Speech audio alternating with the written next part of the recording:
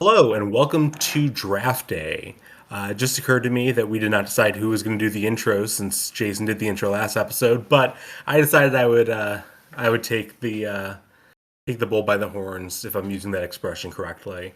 My name is John Fleming. I am one of the hosts of Draft Day, joined by Jason Bradshaw, one of the other hosts of Draft Day, who is drinking a Oreo Coke Zero right now. I'm very jealous of him. But Jason, how are you doing? I'm good. I wouldn't be that jealous. I don't know. I'd put myself in the this is fine category. If people really love it, I don't know. If I'm gonna Yeah, put it's really more just a matter of curiosity for me as well. I haven't yeah, had it. I know that it exists. I would like to try it because it has potential. Sort of in the yeah, same way that we were talking about our drink choices before we started recording, but I just poured myself a Guinness, which is not a beer that I normally drink, but there's just some in the house, and it is a beautiful looking drink that I think is like okay tasting. But yeah, there's something about the optics of what we're drinking that just feels appropriate. yeah. And I mean, to be completely fair with this as well, my lovely wife actually just was at the store today, saw this, and it's like, hey, I think Jason would like to try that. So it's very nice for her to do. Yeah, I think if somebody bought me an Oreo Coke Zero, I would be happy because I would get an Oreo Coke Zero, but there would be a part of me that'd be like, do you just assume that I just like all like trash? Is that what this is about?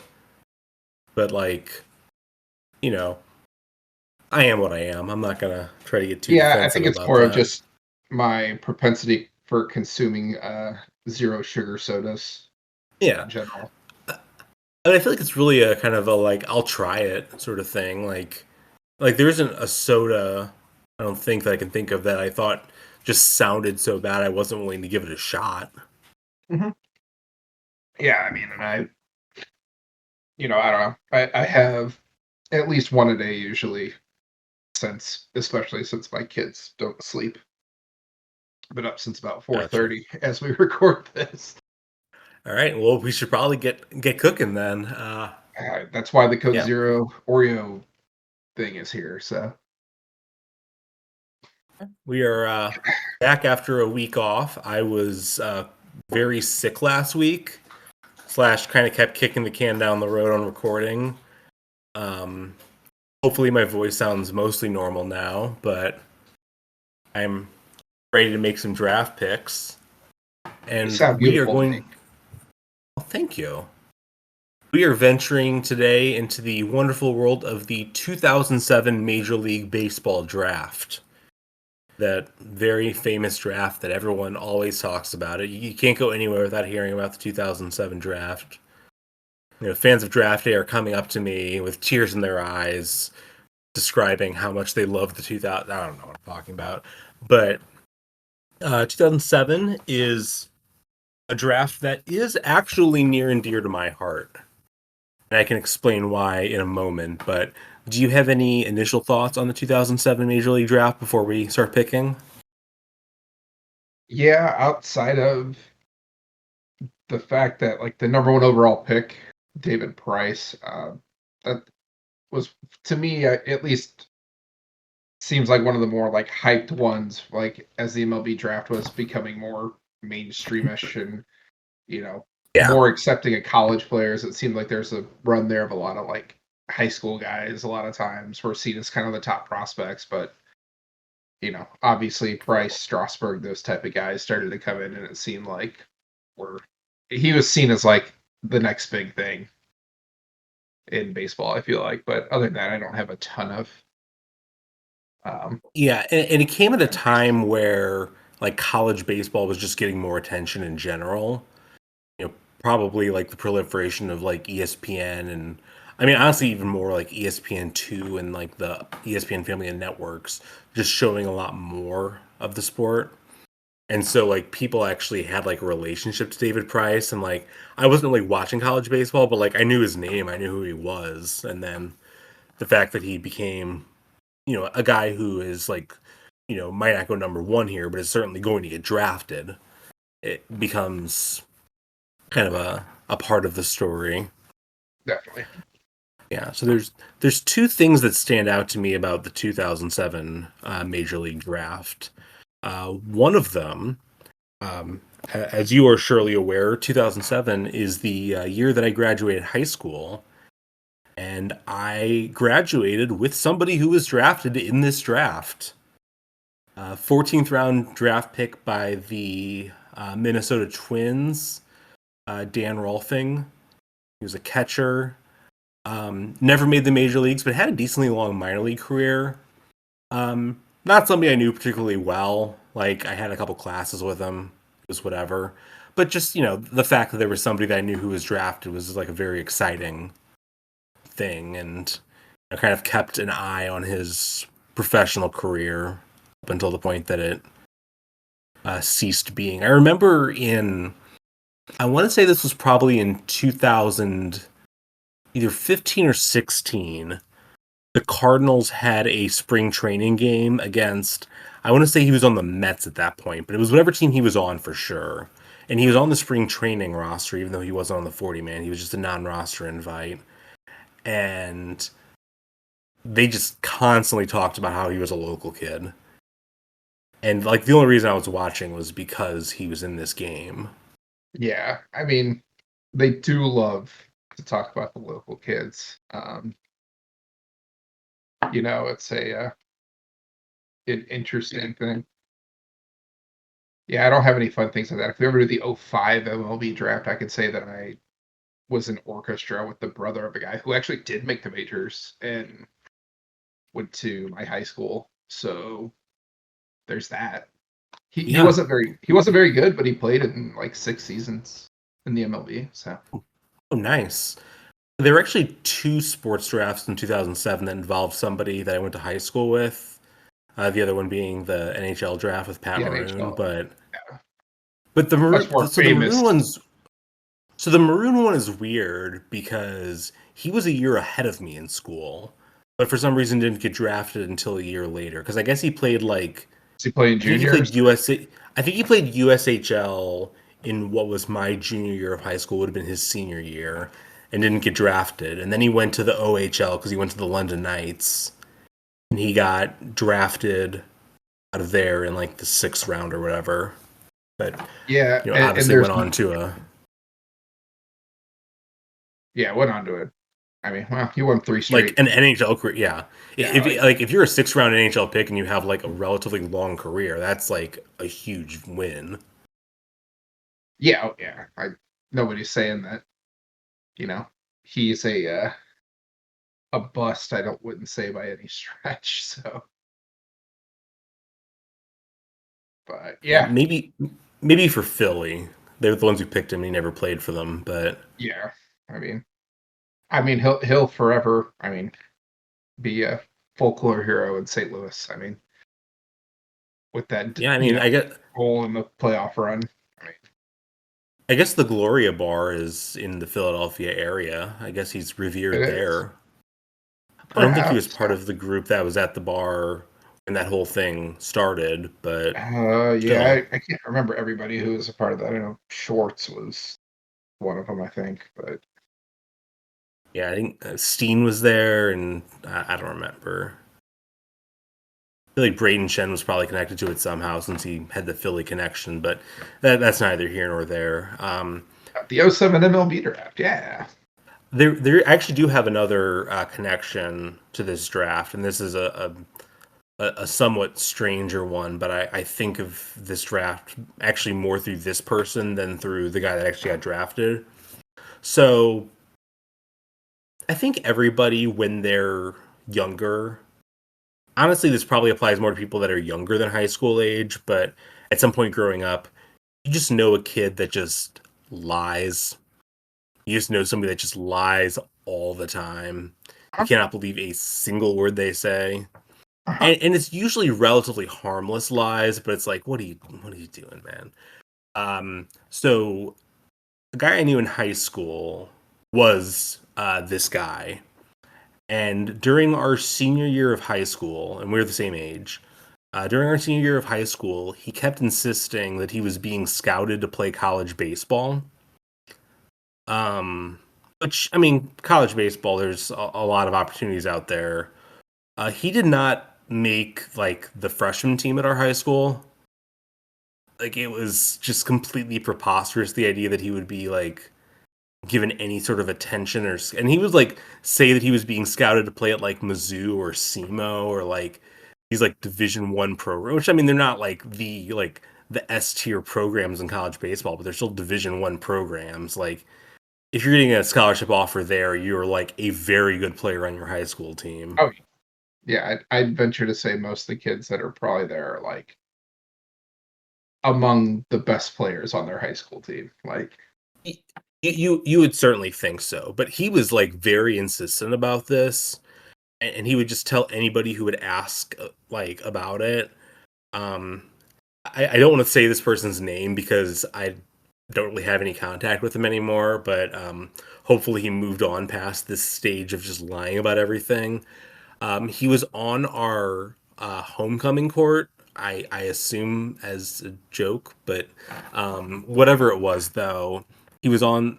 But he like in his like bio or whatever was explaining how, and this was at prom, or this wasn't homecoming. This was prom. Sorry. So this was okay, like by end the of the time year. prom comes around, everybody knows where they're going to college unless they like there's no Yeah. mystery. It's not like in the movies where somebody's like unsure about where they're going to go to school, Well, like on the yeah. last day of school or whatever. But in his like bio that he supplied, he said that he was looking at playing. He was going to be playing Division 1 baseball next year. I was like, come on, man, like just give it Hey, up, John, dude. It's to your, fine. to your knowledge, did he play Division 1 baseball? So here's the thing. The next year, there was actually a pretty high end recruit in high school baseball. So he'd have been a year younger than us. Had the same first and last name as this guy. He would later go on to be a pretty prominent college athlete who was drafted in the first round of the Major League Baseball draft and made the major leagues. Oh, wow. This was a player that you like honestly it's a coin flip whether you've heard of this player. This was not like somebody who was like this guy's name was not like Bryce Harper or whatever. But like I just remember thinking there's somebody from my school that's like less sports inclined than I am, but like and is just seeing that this guy like made his major league debut and thinking, wait a second, was he no, there's no come on that and it actually I actually did see the guy that I know like whenever we were in college I was back and like um just in town and I ran into him and he kind of made some like kind of joking comment about like yeah this guy's like so close to being me and he's playing in playing at this high level so I think he had good spirits about it and you know Do you while he think that was he just like Googled this guy or Googled his name or something in high school and was like, hey, maybe I could pass off to people that I'm this guy? I don't think so because he was not like somebody from the St. Louis area or anything. He was I don't know where he was from, but it wasn't anywhere near us. I think it was just a complete coincidence. And you know, I do wish the liar kid well. I hope he's given up the lying ways.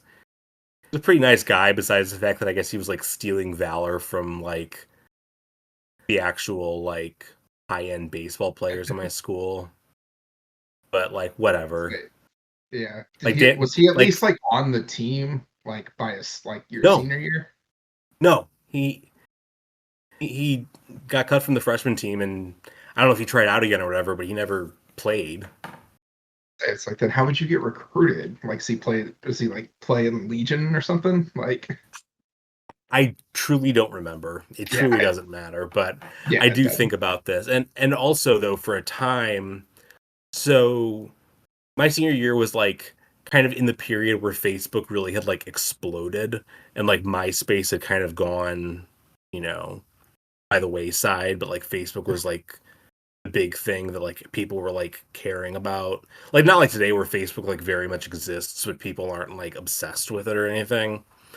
Right. But he like there was like I guess like an app or whatever that you added to your account that showed your top friends, kind of like MySpace did, which I never added because that just seems like weird and like vaguely mean, but also Yeah, 'cause vaguely embarrassing if you rank somebody too high and the other person didn't rank you that high, that kind of thing. yeah, it's like my MySpace top friends was always just girls I had crushes on, I feel like. Yeah, And Tom. but And Tom. like, yeah, obviously. So his top, I don't know how many it was, maybe it was like 12 or something. I definitely remember were like the top 12 picks of this draft. So he like had added David Price on Facebook and like added Mike Moustakas on Facebook. And it's like, this is just so sad, man. What do you, what is that? Like, even in a world where he was like a high end baseball recruit, no one's gonna believe these just happen to be your 12 best friends or these like different players from across the country. But So these were his fave five back on the days when that was a thing. I, basically, yeah. I But mean, yeah, that's officially my favorite opening anecdote that we've ever had on this show, by the way. yeah. But anyway, he's not on my list for this draft as he did not sign. Dan Rolfing's not on my list either, even though he did sign. Got a six-figure signing bonus, good for him, but never made the big leagues, so Okay. can't quite go that far. There is a guy on my list who we may or may not actually get to, but there is at least one guy on my list who had a decent MLB career who was drafted lower than him, so Yeah. and signed. So Yeah, there's a few let's guys like that were definitely found later. So, but yeah, let's uh so let's let's get the hop show on to the it. road. Yeah. So I had the top pick as determined by pool, which we did kind of later in the day than we normally do. So this is Yeah. my victory is The, still fresh in my mind. the entirety of the pool game, I was laying down, trying to get my daughter to stay asleep. After I tried once to put her in her bed, and she was like, "No, this isn't happening." So I was impressed that I did as much as I did. It started off slow for us both. The game. Yeah, yes, it did. It was not our best performance. We need to get back in the swing of these, but Yeah. Too much better I'll get during things work. started. Cut it off. Yeah, I'll get things started with my first pick, and I think there's actually like there's a pretty solid top like eight or so in this draft. Agreed. Um, but this is the guy that I think is like pretty clearly number one for me. He's number one by Jaws, number one by All Star Games, number one by MVP votes. He won an MVP at one point. I'm going with Freddie Freeman, first baseman, drafted and came to prominence with the Atlanta Braves. Of course, he's now with the Los Angeles Dodgers. Today is his 35th birthday. So happy birthday to Freddie Freeman, who is now eligible to run for president. May run into some issues with the fact that he represented Canada in the World Baseball Classic, even though he is born and raised in the United States. But I will let him decide there how he wants to swing that. But yeah, Freeman's just kind of really a solid, like, probably partially because he's a first baseman and because he's just kind of like a well-rounded player that's like good at everything but not great at anything. It might be a little bit easy to overlook him, but like I think he's like pretty clearly going to be a Hall of Famer. Like he's somebody who's also aging very well. I think he's having a little bit of a down season this year, but like last year was like straight up an MVP candidate, and could end up getting a World Series ring with the Dodgers, who have the best record in baseball right now. He already has one with Atlanta, but despite the fact that he's not a particularly versatile player and the fact that he's not maybe the most exciting player. He's a guy that's got 342 career home runs entering today. Besides being the leader by Jaws score, he's the leader by WAR by a decent amount. I think he's second by WAR 7. Three Silver Sluggers, Gold Glove. Just kind of does it all. Other than he had that weird run playing third base whenever the Braves traded for Matt Adams, but other than that, is pretty much just a first baseman. But pretty good one, and somebody that like a team like the Dodgers who already had Max Muncy, who was really good and really entrenched there, were like, look, we're gonna make room for this guy because he's really good, and that is why I'm going with him. Yeah, I don't think you're going to go wrong with that pick. That was my number one on my board as well. I think just, I'm maybe not quite as confident in you that he'll be a Hall of Famer just because of if there's one thing that I'm almost just never super positive of people becoming Hall of Famers, and it's the MLB, just because the voters are so weird. Yeah, that's true. I've actually been thinking that I've heard so much ever since Joey Votto retired, which was like a week ago, but so much basically talking about how Joey Votto went from being a guy that people like debated about to the point where once he retired, people were like, "Oh, Joey Votto is definitely a Hall of Famer." And like, honestly, looking at his stats, I kind of err on the side of like probably a Hall of Famer, but not necessarily somebody that I think is like a no doubter. And I think Yeah, Freddie Freeman has a similar kind of uh, similar quality of player, even if he's a less extreme version of like Joey Votto being like the extreme walk guy. Freeman draws yeah, a lot of walks too, but he also hits for a lot of power and fields well and hits for contact and kind of does everything you need. yeah. I mean, just I think he's the prototypical guy when you're like, and I think it's how you describe him too, just like solid is literally, and maybe that's not a good enough word to describe, like I said, a guy who does have an MVP. I also like that in, like his down year, I think he's still hitting like 280 this year. So it's like, Yeah, yeah, he's not a guy that has like severe downturns in his performance. He's a guy that like your worst case scenario, he's like a league average player in his like yeah, lesser years. yeah. So yeah, I don't think you can go wrong with that pick. And, a guy who goes from a team that everybody hates to a team that, oh, everybody hates. You got to respect the guy who lives his Yeah. life like that. The thing is, like with the Dodgers, like I do root against them, but I don't feel like I have any real reason to. Like I find all of their players, I mean, post like Trevor Bauer or whatever, but like most of their players, I'll just say they're like pretty likable. Like Shohei Ohtani, Mookie Betts, like who doesn't like these guys? Whereas the Braves, I That's, feel like I'm more justified in disliking them. Though I never had a problem with Freddie Freeman specifically. I just rooted yeah, against his team. it's more the Dodgers. I feel like that's just more of like one of the reasons that you always say the Yankees. There's the money thing Yeah. where you just Yeah. It definitely reminds, it definitely has like late 90s, early 2000s Yankees vibes where, like, with the possible exception of, I guess, like Roger Clemens, whenever he came into the fold, there really wasn't anybody that anybody really could say a mean word about. Like nobody, like people might have said that like Derek Jeter was overrated, but nobody was saying Derek Jeter was bad. No one was saying he was unlikable. No one was saying anything bad about Mariano Rivera or Andy Pettit or whatever. I guess once the steroid stuff kicked in, maybe with Pettit, but not yeah, personally though. yeah. I mean, it's I guess it's the old adage of you hate them because they're good, and what is what it boils down to. And Yeah, that's a large yeah, part of it. yeah. All right, you are up next on the board. All right, I'm up next. This is an interesting spot because you could go a number of different ways too. I think one was Yeah. pretty easy. Ultimately, I'm just gonna go with a guy who I just want to hit bombs, I think. So I'm going to take a Okay. man who was drafted under a different name than he goes by today. He was drafted with the first name Mike, but he now is better known as Giancarlo Stanton. A The guy who, funniest oh, sorry.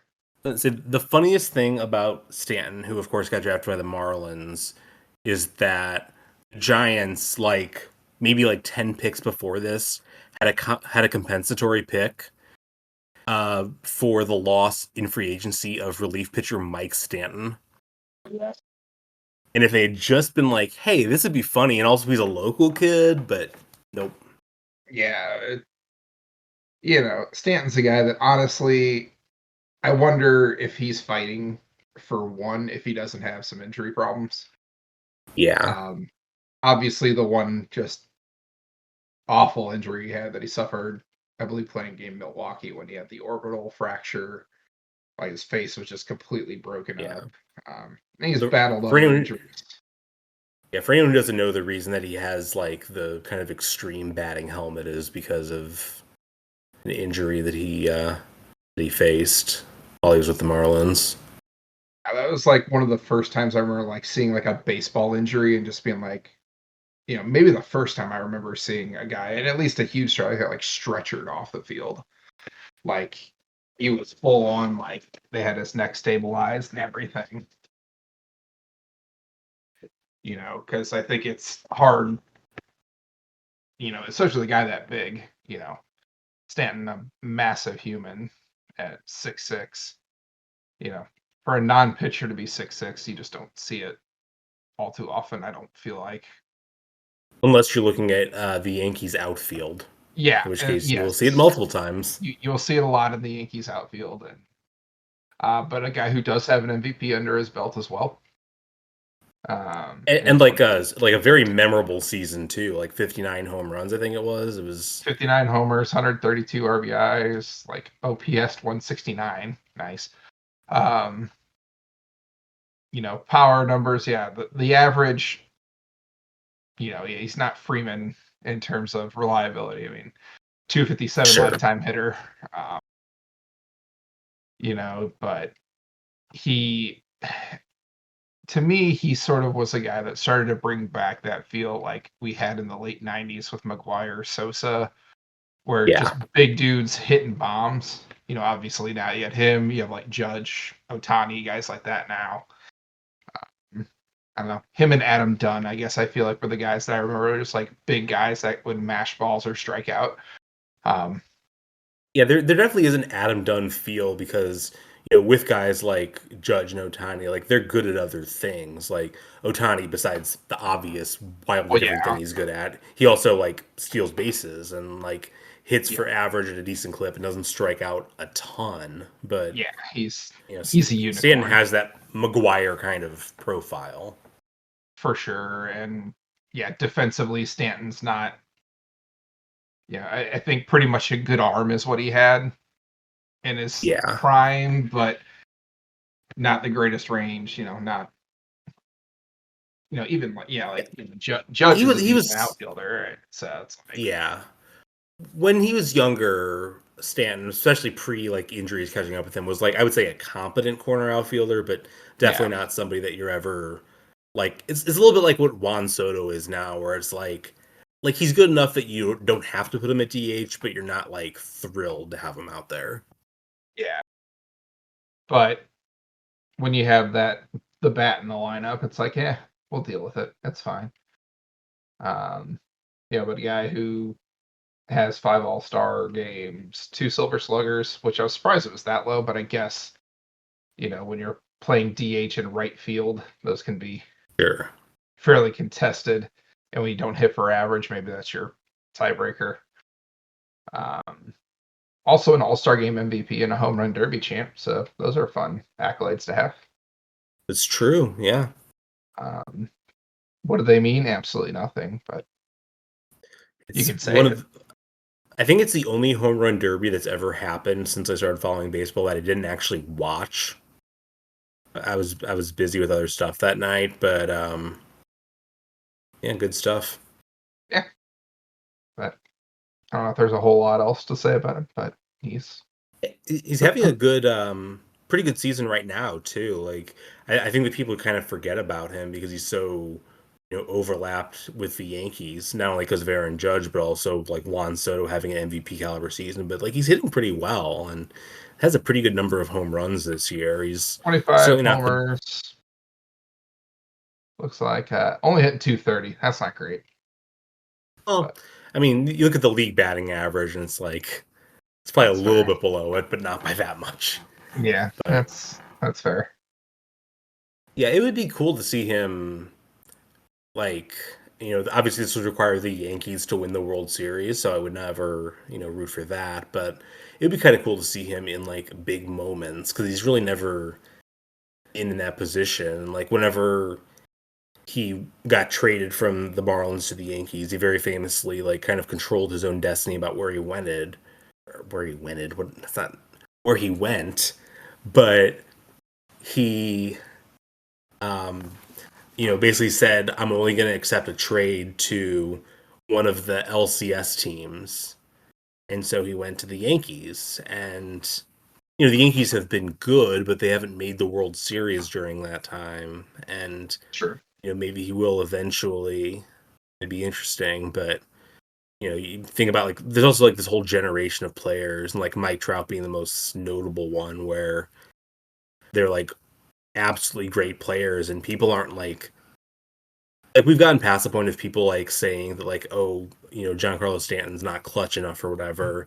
It's because of him the Yankees aren't getting there, but it's still just like feels like something's missing, and that's a bummer. Yeah. It's he also though, I mean, not listed in his accolades, but was a member of the Team USA that won the World Baseball Classic as well. Um, The 2017 team? yeah. Okay, yeah, that's cool. I did Oh not yeah. remember that. I distinctly remember him like he was off to a slow start, and then in one of the knockout games in San Diego, he whacked one off the like second highest rung off the metal building. So Oh, nice.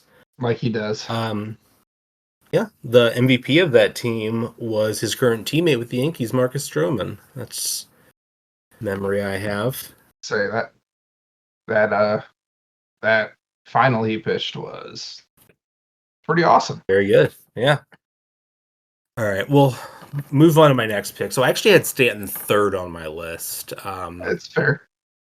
Yeah. So for my number two, I went with a guy who, when he was another former teammate of Giancarlo Stanton, but a guy who in his prime was. It's weird because like he was widely recognized. He won an MVP. He was like, but like I always felt like he was weirdly kind of underrated in terms of like I think this guy was like the second best player in baseball for a while. I'm going with Josh Donaldson. So yeah, Kind of a when he was hot, he was hot. oh yeah, like had kind of a weird career arc. He was drafted as a catcher by the Cubs. He was didn't really break through like in earnest in the major leagues until like 2013, which point he was like 27, 28 years old. And but like he got going. He was really good with the A's. He was really good with the Blue Jays. Um, you know, Post Blue Jays started to tail off a bit. Had runs with like the Twins, the Braves, Yankees. Kind of bounced around a little bit. He had that very brief window with Cleveland where they moved Jose Ramirez to second base in order to accommodate him in the lineup, which was cool but short lived. Yeah, Donaldson was just kind of like one of those all around guys who kind of did everything well. By my calculations, this is a stat that I haven't gotten to bring up for a while, but whenever I went back and did like kind of historic like MLB first teams, MLB second teams, I had him on two first teams and two second teams at third base, which is historically a pretty strong position. Yeah. And he was a guy that for years, when the Cardinals would be rumored to be looking at Manny Machado or Nolan Arenado back before I realized that they could get Nolan Arenado for a song. I was like, this Josh Donaldson guy would probably be a lot cheaper. He's really good, but obviously at this point his career has tapered off a bit. But Yeah. leader in this draft class in War 7, so it just speaks to how high his peak was. A Yeah. guy who was like, a Gold Glove caliber third baseman, even though he never won a Gold Glove, and won a couple Silver Sluggers in there. 6 times he received MVP votes, and he was awesome. So that is my pick. Yeah. I mean, probably doesn't shock you. He was third on my board. Um, yeah, a guy whose peak, like, I mean, was there anything more fun like maybe like as far as team watching than like him and that Toronto teams. Like Oh yeah, those were with like Jose Batista and with Edwin Batista. Encarnacion. Yeah, Yeah, that was. like it was the modern day version of what I imagine it was like watching the Bash Brothers in Oakland kind of a thing. Like, and you know, it was, and they were high energy too. Like they were Yeah. fun. That was in the era. And I think we're still in it now. Where baseball started to not take itself so seriously.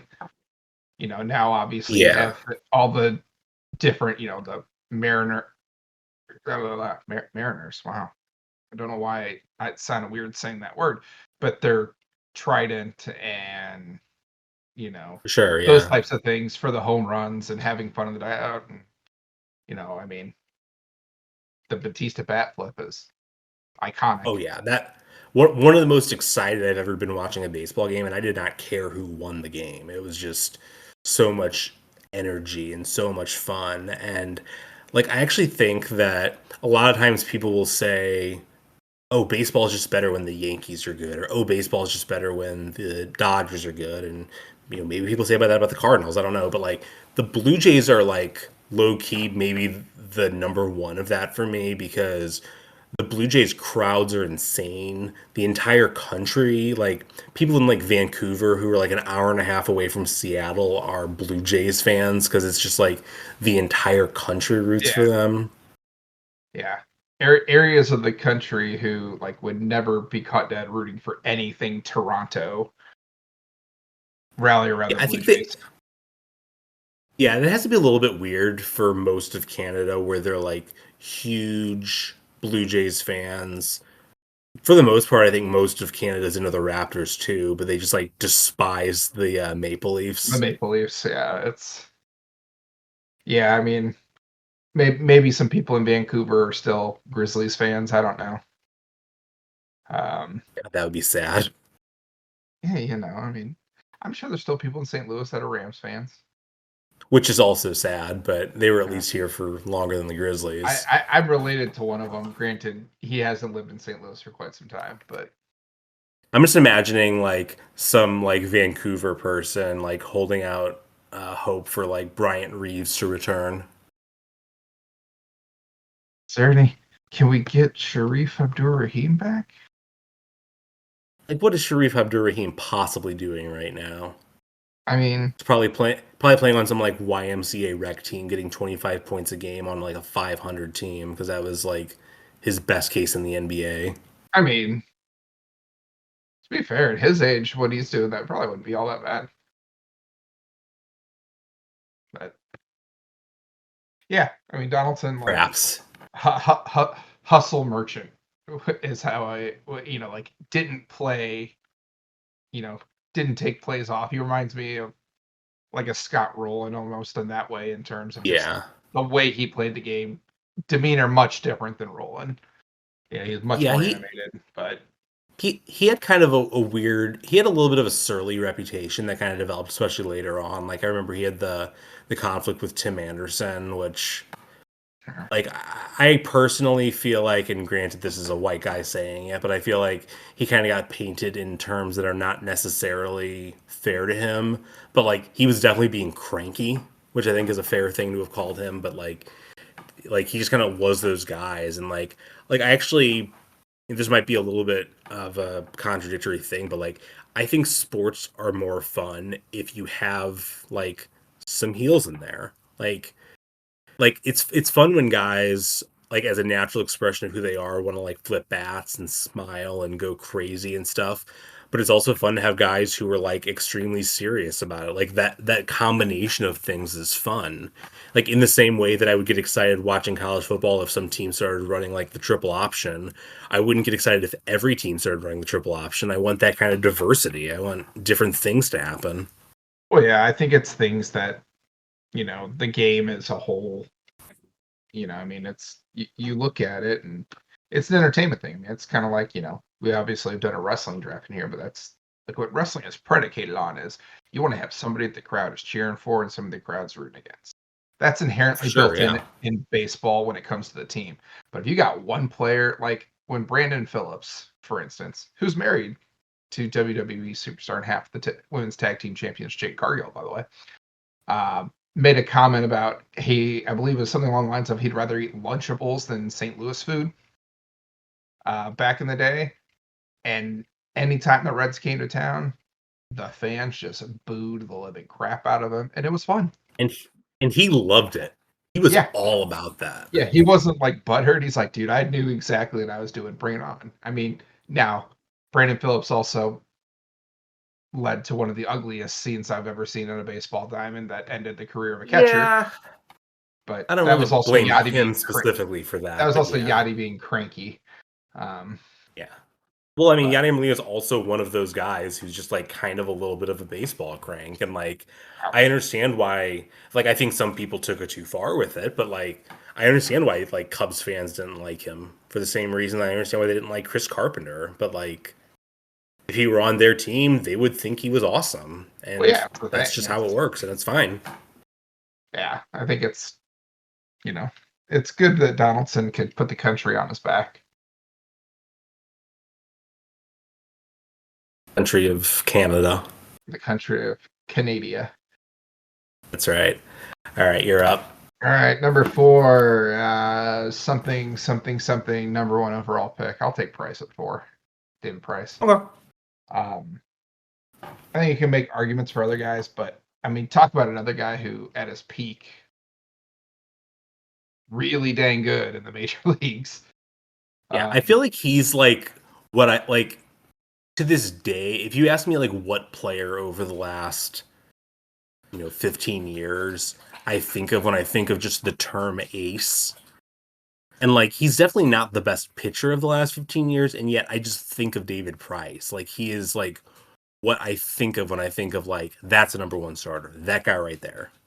Yeah, and he was, I mean, you look at some of his stats and his win losses are gaudy. I know us as more elevated humans don't care too much about the win-loss stat, and by too much I mean at all.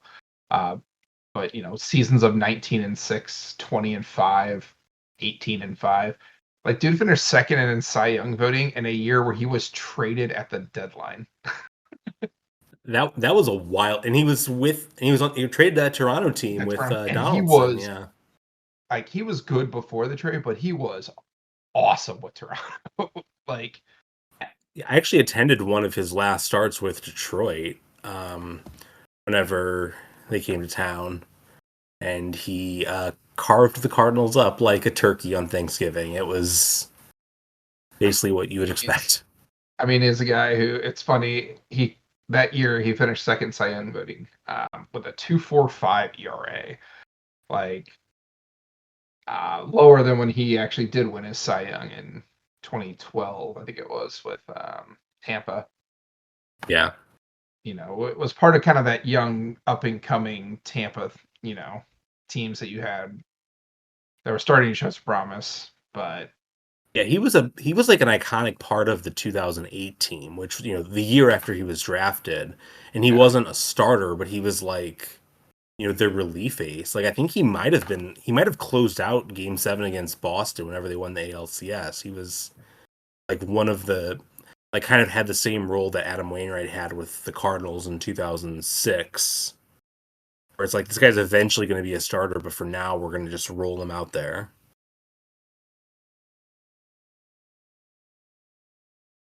Yeah. Yeah, good player. Can't argue against that. Guy pitched good. Yeah. So speaking of guys that pitched good, now that's a transition right there. I'm gonna go with a guy who like honestly like vibes wise doesn't seem nearly as good as David Price, but like you look at his numbers and it's like, man, I've just like somehow like not given the guy the respect he deserves, and that's Corey Kluber. Won a couple Cy Young awards. Received Cy Young votes 5 times, which is kind of wild actually. Was kind of like the guy for Cleveland, and during a run where they had some really strong pitching staffs too, and he was still like the absolute number 1 guy for them. He was kind of semi-famously involved in a trade with the Cardinals, in which the Cardinals traded away Ryan Ludwig and they got Jake Westbrook. So their end of the trade was kind of whatever. But Corey Kluber went from San Diego to Cleveland as part of the trade, so didn't go so great for the fathers, as they call them. But Yeah. yeah, he was just like one of those guys who, and I don't think there's ever a point in his career where if you'd asked me who's the best pitcher in baseball, like Corey Kluber's going to come to mind, but like maybe he should have. Maybe I just like really underestimated just kind of the completeness of his profile. Had a 3.44 ERA for his career. Didn't pitch quite as much as Price did, but it doesn't have as gaudy of a win-loss record. 116 wins for his career, which seems low for a guy that won multiple Cy Young awards, and like he's a guy who's probably not going to make the Hall of Fame, but had a very serviceable peak in there. It was like 34.9 WAR 7, so number 4 in the draft class, which is a little bit wild, but the old Klubot. So, Yeah. I mean, I was up in the air between the two of them. I think ultimately longevity is why I went Price over Kluber. Yeah, but I mean, to win 2 Cy Youngs, I mean, like him in 2017 was unreal. Like, yeah, the 2017, was that the year that Cleveland had the winning streak, or was that 2018? Because like I feel like their run is a little bit kind of memory hold, but like besides the fact that they made it to Game 7 of the World Series in 2016, they also had a historically long winning streak. They had like Francisco Lindor playing out of his skin for a while, Jose Ramirez being part of that as well. But like really they were steadied by, like, there was a period in time where Cleveland, like every game was throwing somebody that was at least like a firmly above average pitcher, and he was the best for most of that run. Yeah, I mean, he's another guy who at his peak great, and then I mean, I'd say his 5-year run there, especially, probably tops any 5-year run Price had. I mean, and then he just kind of was done. Like, Yeah, like he was also a little bit like Donaldson, a little bit of a late bloomer to some extent, and but he was sure like once he got there, he was way up there for at least a few years. Even if he couldn't maintain it for like 15, 20 years or whatever, but yeah, I mean, 100%. He just think if he had had more than like 5 or 6 good years, like we'd be talking about this guy. If he had that sustained, he'd be much higher. I would think. I feel like he's gonna be. I feel like he's gonna be one of those guys, and this is maybe even just like a vibes thing, but like, so he'll make Hall of Fame. He'll make the Hall of Fame ballot because he pitched 10+ years, and pretty much everybody that plays 10+ years makes the ballot, unless they're just like completely completely disposable. And I feel like he kind of strikes me a little bit like how Johan Santana didn't make it, but also didn't make the 5% cutoff after 1 year. And there was just kind of this collective belief among baseball writers. It was like, man, this guy really should have made another ballot. Like, what are we doing here? That he's not like meriting a like more serious look. And Kluber feels like that kind of guy to me, where like once he's off the ballots, he'd be like, it's not sure that he belongs in, but he's like a lot closer than it feels like. Yeah, I mean, maybe if Johan Santana had thrown, a no hitter or something, maybe he would have. Oh no, we're doing this again. Nothing like bringing up old wounds that people got mad about the most semantical, stupid thing ever. People still do this. People still get mad about calling the Johan Santana a no hitter, which was 12 years ago in a blowout. People still like get mad about it. That's the thing. It's like, guys, they played like crap. It's like also that game ruined his career. Like let him have this. Yeah. Like, he got hurt like not long after that and was never the same. It was just Yeah, over for him at that point. but it's funny that I still bring it up thinking I'm being clever. And it's like, oh no, the internet is still like way on top of that. I guess I need to be back in. I'm not sure if it's picking up, but my dog's getting very frustrated at being called a no-hitter. Yeah, He wasn't even I alive when it happened, but heard the bark. all right. All right, you're on the board. Yes. No. That'd been really cool if I was taking a White Sox player. I guess that would have been a good transition. But as much as it So we need pains, to get Chris Sale on the board. yeah, I mean, if only he had signed. Chris Sale was in this draft. And still, even though he didn't sign, according to ChatGPT, when I asked it who the 20 best players in this draft were, I believe they had him 13th, which is sort of insane if you're including unsigned players, but that's neither here nor there. AI keeps on crushing it. Yeah. Man, which way do I go here? I guess. Hmm. I guess I will take Anthony Rizzo. Yeah, it's the right pick. I'm glad I didn't have to take him because I don't like him, but the right pick. And I feel like most of the reason I don't like Anthony Rizzo is just honestly because he was a Cub. But um, I think he had some sort of controversy at one point, but I don't remember. So That controversy is the fact that his the inside part of the strike zone is taken up by him in the middle of his plate appearances. I mean, Craig Biggio did the same thing. It's fine. I don't think anyone's ever crowded the plate worse than Anthony Rizzo. It just drives me absolutely insane that he gets Probably away not. with it. But luckily, he's But on the Yankees and bad now, so I don't really think about it as much. yeah, I mean, he's a guy who I don't know. I think we're getting to the point now where it's just like you don't say it's like solid player. Obviously, he was a really good player with the Cubs, and we saw him a lot, and he burned us a lot. That's another reason to not like him is Sure. that noted World Baseball Classic participant for Italy, if I remember correctly. That sounds right. He's got real Giuseppe And Rossi energy. yeah, I mean, three-time All-Star, good defensive first baseman. Does have 4 Gold Gloves and 1 Platinum Glove, which seems I, insane to me that he won a Platinum I Glove. have to But say, he was a perfectly fine defensive first baseman. The fact that he won a platinum glove is just, if that's not perfect, like the entire world lost its mind in 2016 about the Cubs. Like, come on. yeah, it's Like he was maybe like the 6th or 7th most valuable fielder on his team. Like, what are we doing here? you got to give it to the guy. But yeah, You the do not, last under week, any circumstances, have to hand it to him.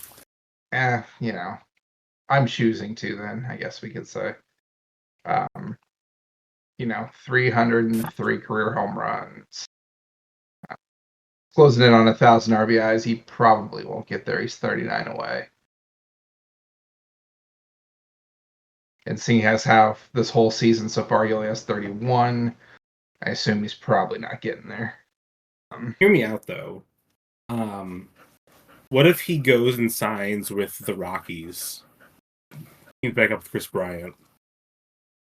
Like, what are they doing? Who cares? Like, I mean, you get the bros back together, I guess. But try swing a trade for Javi Baez. I can't imagine he's going to take too much collateral to get out of Detroit. probably not. You just have the get the old World Series gang back together. Yes. But Extra Fowler yeah, can show him about all the nice restaurants around Denver. yeah. Cardinal legend Dexter Fowler. It's true. A man who I don't know in my time on Twitter I was ever more excited for him to hit home runs so I could just repeatedly tweet Dex go and give it to you. Um, because big DMX fans People in may the have Bradshaw household. people may have oscillated on Dexter Fowler more than any other Cardinals player I've ever seen. People were extremely excited about him for like a year, and then he had, admittedly, a god awful second season with the Cardinals, and there was no coming back from it. Like he had a Oh, couple okay seasons after that, but there was no coming back from it. definitely not. It was, yeah, it All was right. just, yeah. Moving on. Okay. Rizzo is my number 6 as well, so that's reasonable.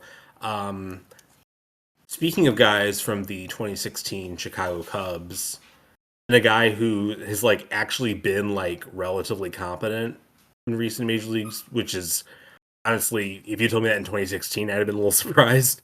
I'm gonna go with Jason Hayward. So Uh, we're going with other short-term Cardinal legends. yeah, a legitimately very good Cardinal for a year, A but year. Yeah. J- Jason Hayward's definitely had an interesting career in the sense that like this was a guy who was like legitimately getting compared to Hank Aaron when he was coming up, and he had a home run in his first game with Atlanta, and it was just like, oh, he's like the new like slugging superstar, and like his reputation was basically that he was going to be what Stanton ended up becoming.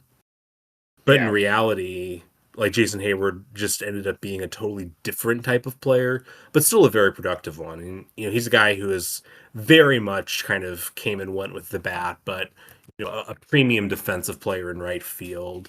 Guy won 5 Gold Gloves. You could play him in center field, and you wouldn't be hurting too badly about it. Just one of those guys, and he was like kind of always a frustrating player. You could make a case that his one season with the Cardinals was the best season of his career because of just like the totality of it in terms of like wins above replacement and stuff. And yet the entire season, even people who were like appreciating it, like I think I for the most part was, but I was like, man, he's like this one little fix away from being like Mike Trout basically, and that never happened. Yeah. Tough for him. Kind of a weird career in the sense that so he received MVP votes 3 different times, but he stopped receiving MVP votes by his 5th season. He's a one-time All Star, which is completely wild. Kind of I mean, crazy. so I don't remember the shape of all of his seasons. I do know that his season with the Cardinals started off pretty slowly, and then he came around later. So I know he wasn't an All Star that season, but still, a guy who you know offensive numbers are not particularly lofty for his career. He's got 180 career home runs, uh, 746 OPS. Just again, nothing special. Comes out to being an average-ish, maybe slightly above average player for his career at the plate, but a really good defensive player. Supposedly, such an inspirational leader during the rain delay of Game 7 of the 2016 World Series that he compelled the Chicago Cubs players to do better. I think he went up to Anthony Rizzo and Chris Bryant, and he was like, he went to Ben Zobrist and was like, "Hey, you know how you haven't gotten the winning hit? You should get the winning hit." And Ben I mean, Zobrist just said, "Thank you, sir." And then he got the winning hit, and that was what did it.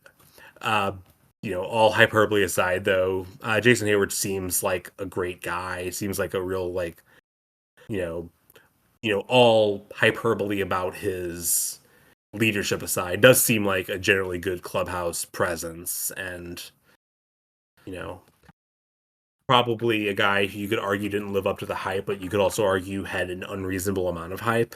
And at number 7, I'm happy to take him there. yeah, definitely a guy who, like, I remember watching that first game in, I mean, did he make the majors in '08? So, He made it in 10. He was out of so high this, school. okay. 2010 was his debut. I remember we were, okay, so we honestly, we probably watched that game together, knowing us. Or there's at least a non-zero chance we were watching it Yeah, together. that is plausible. I don't remember But for sure. yeah, but yeah, a guy who I feel like was maybe the first guy that I started hearing term five-tool player, used more about.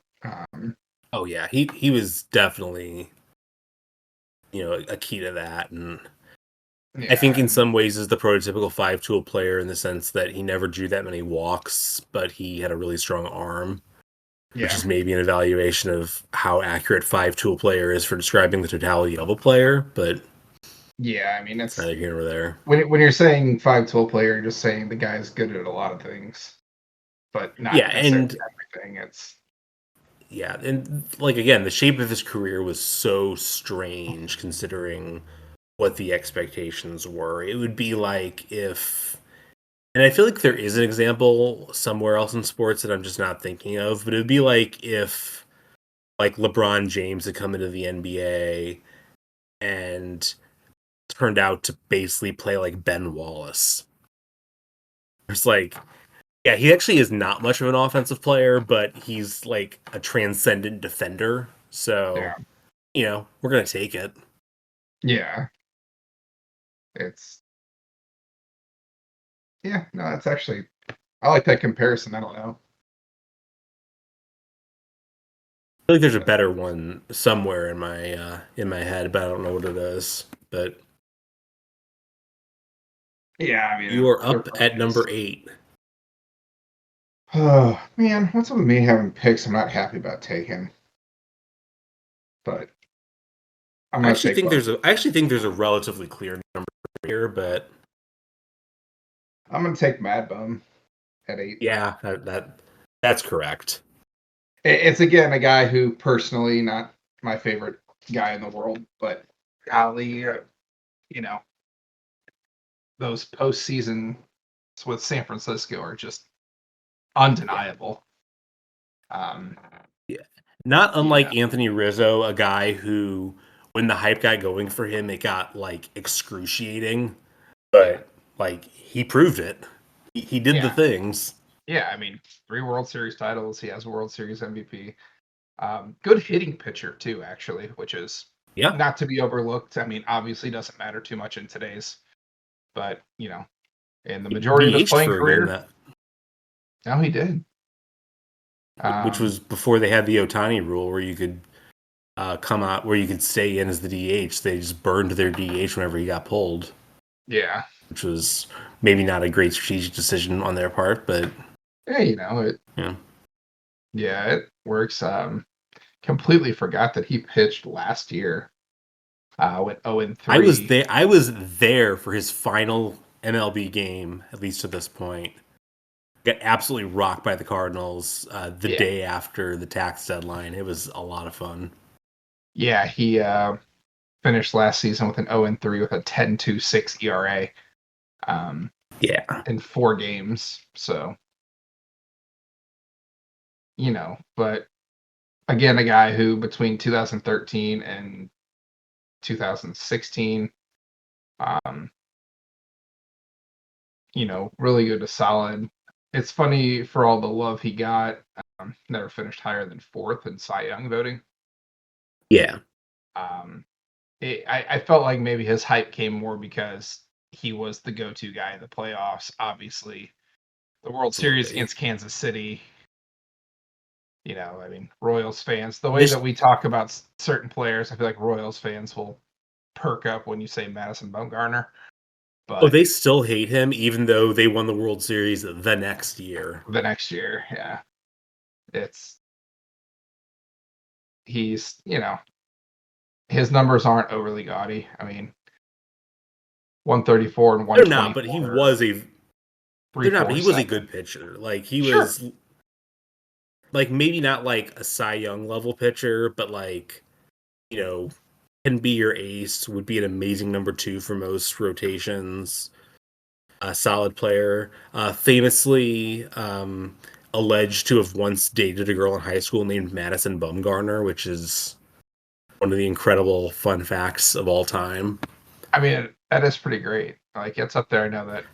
wasn't anything, but like the actor Taylor Lautner is married to a woman named Taylor, so now her name is also Taylor Lautner. Um, And used to date Taylor Swift too, so I mean, I guess it's his type. I guess so, but Taylor Swift has moved on. That's true. So I believe he's the only player in this draft that ever won Sports Illustrated Sportsman of the Year, which is a wild thing to say. It's not as crazy as the fact that Deion Sanders won it last I year, was but gonna say, who won it last year? yeah. So I actually came up with an impromptu trivia question that I just thought of. All right, let's hear it. This is the thing. This is the thing I looked up today.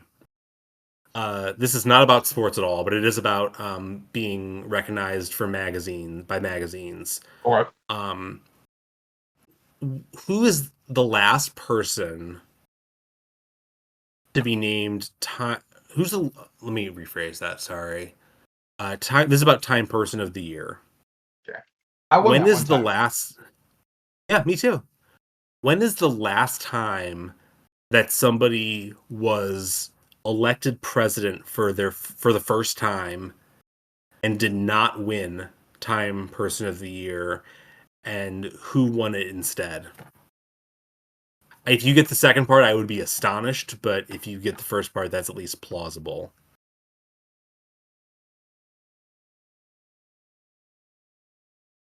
Mhm. All right. So this is, you said, elected first time president. Yes. Okay. Though it's been a little while since somebody just didn't win it at all as Yeah. the year that they got elected president. Yeah. I mean, they're almost like had to be. Now, is this the year they were elected or the year they took office? The year they were elected. Okay. So I'll tell you right now, for instance, Biden and Harris were co-winners in 2020, so that counts. Trump was the winner in 2016. Kind of Okay. so on from there. Because, yeah, for me, I was thinking, I don't know, but my first thought was Nixon not winning it if it was 69, because maybe Neil Armstrong won. That was my reasoning type of thing, but that wouldn't hold Gotcha. since he was Yeah. elected in 68. I believe the Time Person of the Year in 1969 was, quote, the Middle American. I mean, So congratulations, I guess, to our parents. yeah, wait, and parents, grandparents. Yeah. My parents have been Person of the Year multiple times. I mean, that's pretty impressive. So, all right, let's think here. So I'm almost positive Trump would have won. So when Biden Harris won. Obama, there's no way he wouldn't have won. That's going to show off how terrible I am with presidents, even though we've done a presidential draft somewhat recently. Yeah, W probably.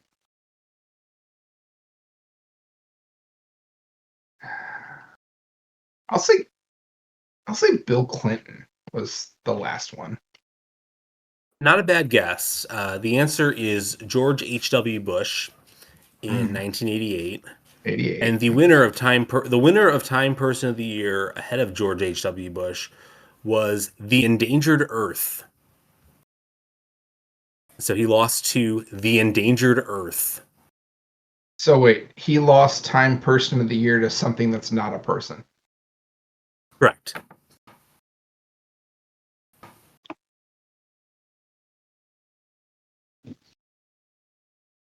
I would even give it a pass if it had been one of those, if they just been Americans are Time Person of the Year. He's an American. That works. But I nope. mean, it's, gosh. Yeah. It would have been really funny if whoever he defeated in the election would have actually won. That would have been hilarious. Yeah, Michael Dukakis gets Yeah. actually gave it to John Lovitz for his performance as Michael Dukakis on SNL. Hi. Well, you see, John. That was a terrible John Lovitz, but It sounded vaguely like Andy Dick, which is weird, but hey, is it like enemies? So that's yeah, it's interesting. maybe that's one that I'll file away under my terrible impersonations. I would love to hear it. I would love to hear some more material. Yeah, I'll work on the Andy Dick. Unfortunately, now all I have is Kermit the Frog and Elmo. So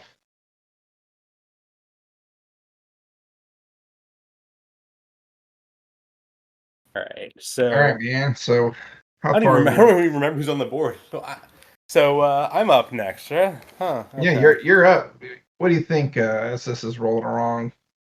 You think just one more pick each is adequate, or I think we do one more pick each, and then maybe just kind of rattle off some. Maybe yeah, do one more pick of like earnest picks, and then kind of do rapid fire. Um, Gonna go once again to the 2016 Cubs. Well, I'll take Jake Arrieta. He was a guy who, very much a slow starter in his career, but ended up winning a Cy Young. Could make a case he was even better the year before he won the Cy Young. Kind of a relatively short run of being a dominant pitcher, but was legitimately one of the best pitchers in baseball during that run. Got a Silver Slugger in there.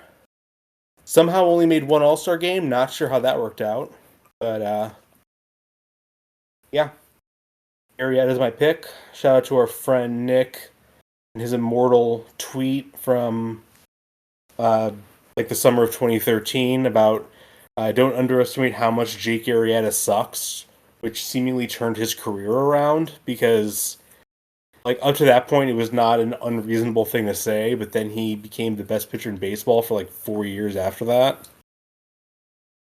yeah.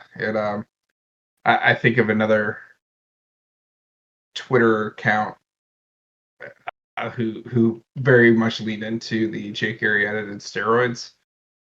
The Jake Arrieta steroids bit is like it is by definition slander, but also like it was just funny how like half baked of a like allegation it was, and yet it somehow resulted in like reporters asking him questions about it. It, in crazy times, man, when fans could Yeah, just spout stuff. like we're in kind of a rough week in the world of like insane internet rumors taking on a life of their own. Perhaps in the current era, the Jake Arrieta steroid rumors would either be questioned more or feel quaint by comparison. Uh, to my knowledge, Jake Arrieta did not do steroids, but he should have because steroids would have made his career longer. That's my take. I mean, it's funny. I now have to do my anecdote from something that happened this week to me based on like outrageous things being said and people asking people about it. I have a coworker who did not watch the presidential debate the other night, and sent me a message on Microsoft Teams and said, "Hey, weird question here, but are people eating pets in your neck of the woods?" Because she did not see the state; Huh. it just said Springfield, Oh God. and I'm Huh. like, that no, that would be the illegal Haitian immigrants in Springfield, Ohio, of course. Which Down they're here, also not doing, but you're at least on yeah, the right track. Yeah. yeah, Okay. it's I explained to her, but I was like, this is pretty funny. That like, because I've seen a lot of stuff and it just says Springfield, and I'm like, oh man, how many other people are gonna ask me if people are eating cats and dogs here? I mean, Springfield pretty famously is a very common city name, but Well, like, I mean, how far are huh. we until there's an episode of The Simpsons like parodying that like the cats and dogs are going missing because somebody's taking them, and the rumor is they're eating them, but then they're actually like doing something very like sweet for them or something. I don't know. Well, I'm imagining a scenario where the dogs and cats are planning a takeover of the city because they realize the people are too stupid to run it. So honestly, that sounds more like a South Park pitch than a Simpsons pitch.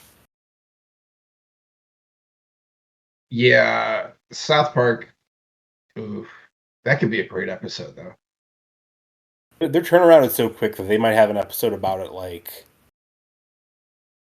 they're on Yeah, Wednesdays, right? So like yeah, 6 days from now, perhaps.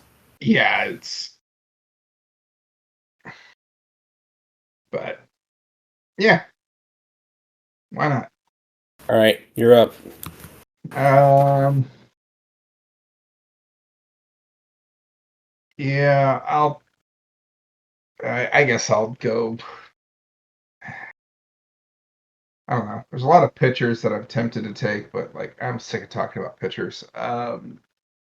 So let's go with Todd Frazier next. Oh, okay. just to be Former different. White Like, Sox. You were talking about White Sox yeah, before, so yes. A guy who, um, had a 10, 11-year career, I think, in the majors. Pulling up this baseball reference now. Nothing like outstanding about him. Did make two All Stars, finished third in Rookie of the Year voting. In his year of eligibility in 2012. Um, I think stuff. Was he one of the Little League World Series kids? I think. you know he was, and the reason I know that is because every single time he ever played a national game, it came up. It was like a requirement to talk about it.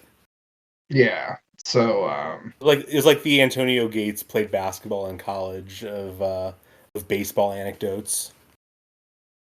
yeah. I mean,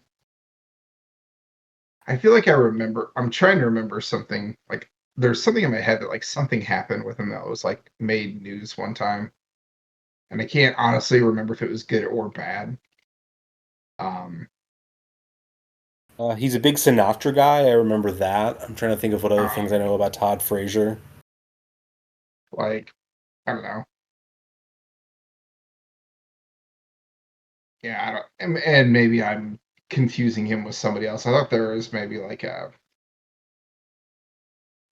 I think he's overall pretty nice, good dude. I remember seeing stuff of him like just being a dad all the time, like with his kids and stuff, which Yeah, that's sort of my vague memory of it as well.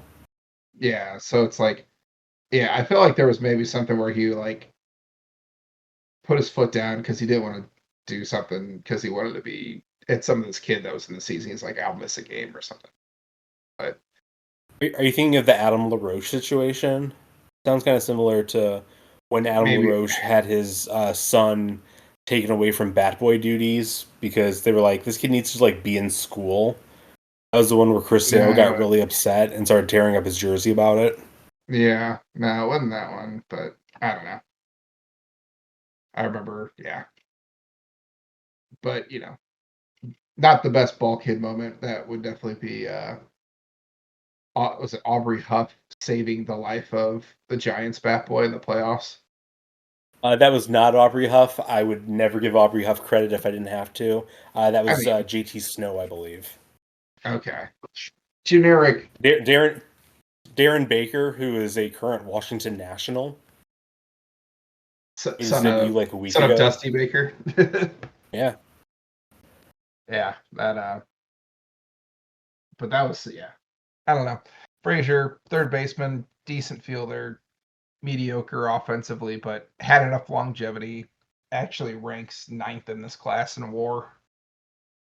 Uh, All right. you're So getting to the point where you just got a bunch of people who are just guys now. I think is where we would sort of. yeah, let's run through each of our top fives and then just kind of rapid fire for a while. So my picks were Freddie Freeman, Josh Donaldson, Corey Kluber, Jason Hayward, Jake Arrieta. Jason had Giancarlo Stanton, David Price, Anthony Rizzo, Madison Bumgarner, Todd Frazier. My next pick would have been Jonathan Lucroy. That's my next one as well. What My was your next, next? What was your pick after that? actually, my pick after that would have been Danny Duffy. Okay. Jordan Zimmerman.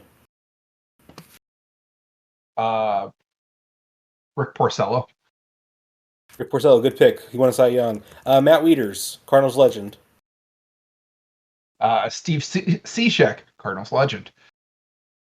Uh, Cardinals legend in the firmest air quotes ever, Greg Holland, the guy that allegedly got drunk at the post in Creve Coeur after his bad appearances with the Cardinals. I mean, I've been there. It's a nice post. I Probably not really where wish. I'd go to drown my sorrows, but yeah. Yeah, no, I mean, really wish that would have been open when I Sports. worked out there and lived in St. Louis, but It's a sports bar. You don't want to go to a sports bar if you're a bad athlete.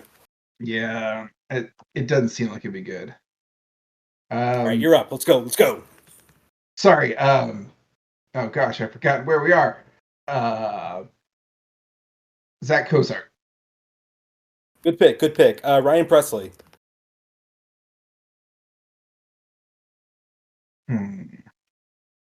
Where do I want to go? Mitch Moreland.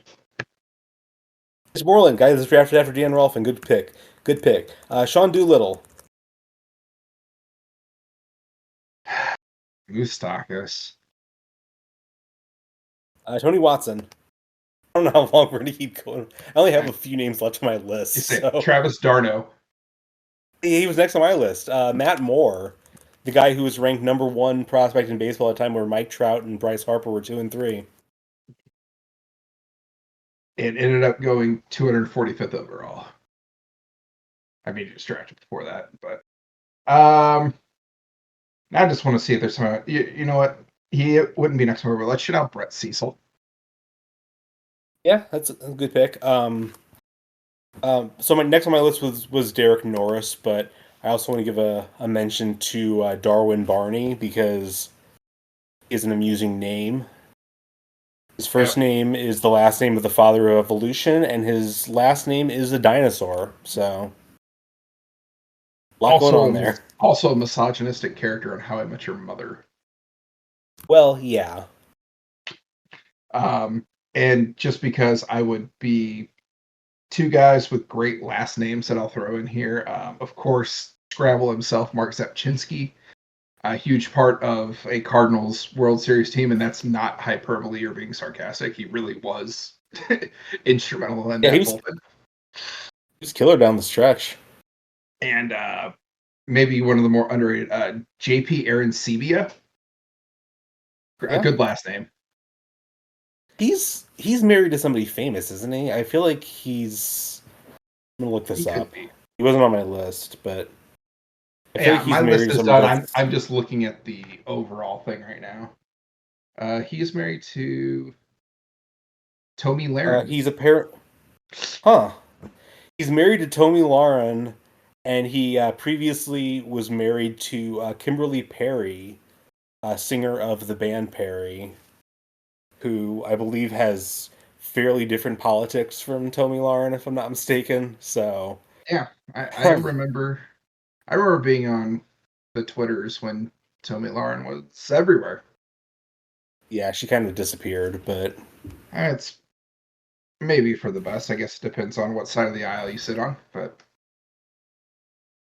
to be fair, I don't care what side of the aisle. If you spit just politics all the time, I really don't want to talk to you. But well, luckily you're not JP Arancibia, so. Although you got that going for you, I guess. My first two initials are JP, so there is that. You know, I can't argue with you on that one. I guess you could. It'd be weird too, but. All right, we ready to wrap this one up? Yeah, man. Fun draft. Maybe the most fun of it was talking about Lion Kid in high school. Yeah. But where can the people find you, John? Well, if you're listening to the podcast and you have something you want to say, or if you're, well, I guess especially if you're the Lion Kid, on Twitter, Blue Sky, whatever, at JohnJF125. Check out sclbullpen.com for baseball writing, even though I haven't written about baseball in a couple weeks because the Cardinals are just incredibly boring to me right now. Yeah, it's they did win earlier today, though. So. Yeah, it's kind of weird because they're like winning series here lately more often, but it's just like I don't care. Yeah. It's not that they're bad; they're just dull. But yeah, you can find me at Draft Day Dad Shaw on Twitter. I don't know why you would follow me. I really don't tweet very much. Follow the podcast at Draft Day Pod. And if you're whatever service you're listening to this on, why don't you give us a 5-star review on there? Try to bump us up some charts. Yeah, I think you got any big fun plans for this weekend, John? You gonna do anything fun? No, I don't have fun plans. I don't do fun things, but That's not true. I might do fun things, but to You be have a determined. dog, so even if you stay at home, it's fun. Yeah, not bad. I did that all last weekend though because I was sick, so I need to expand Yeah. my horizons a little bit.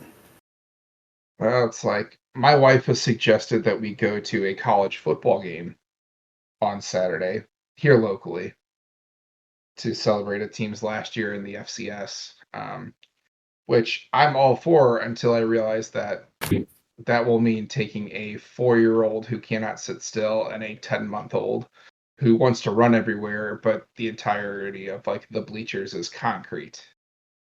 So we'll see how that goes. That But could be an issue, yeah. I don't think I can pass up the opportunity. My wife says, "Let's go to a college football game."